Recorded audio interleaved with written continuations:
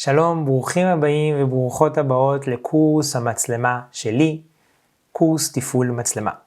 אני גיל בניסטי ואני אלמד אתכם איך לתפעל את המצלמה שלנו, קנון R10.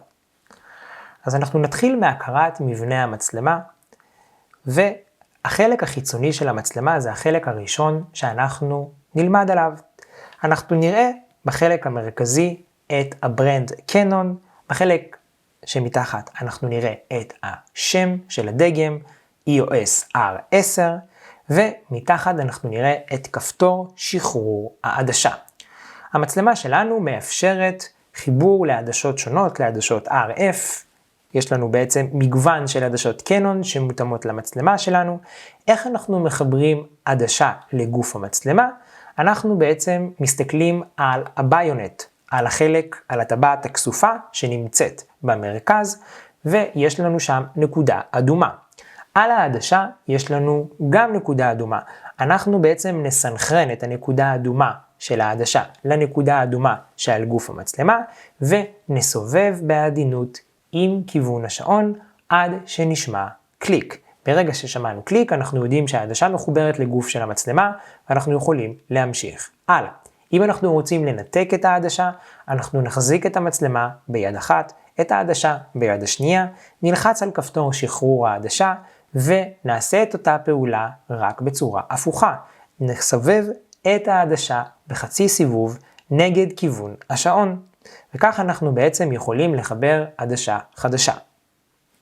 הדבר הנוסף שיש לנו בחלק החיצוני של המצלמה, זו מתג מערכת הפוקוס. מתג מערכת הפוקוס מעביר לי בין מערכת הפוקוס האוטומטית AF לבין מערכת הפוקוס הידנית MF Manual Focus. ואנחנו נרחיב על מערכת הפוקוס בשיעור מערכת הפוקוס של המצלמה. ובמרכז המתג יש לנו כפתור שניתן להגדיר אותו לשימוש אישי עבורנו. אנחנו יכולים להגדיר אותו ולהחליט שהוא יעשה מגוון רחב של אפשרויות. במצב דיפולט מקנון, הכפתור הזה מגיע כדי לבדוק את עומק השדה שלנו בתמונה. זאת אומרת איזה אזורים בפוקוס ואיזה אזורים לא בפוקוס. אנחנו נרחיב על זה בהמשך הקורס.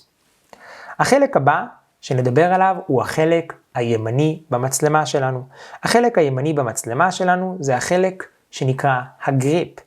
כאן אנחנו אוחזים במצלמה כדי לייצב אותה, ויש לנו בנוסף גם את לולאת הברזל הימנית, ששם אנחנו בעצם קושרים את הרצועה. קיבלנו בערכה רצועה של קנון, חשוב מאוד לקשור אותה למצלמה כדי לאפשר לנו שימוש בטוח, שהמצלמה תמיד תהיה מאובטחת אלינו, על הכתף, על הצוואר, איך שנוח לכם, ובדיוק לחלק הזה הרצועה מתחברת.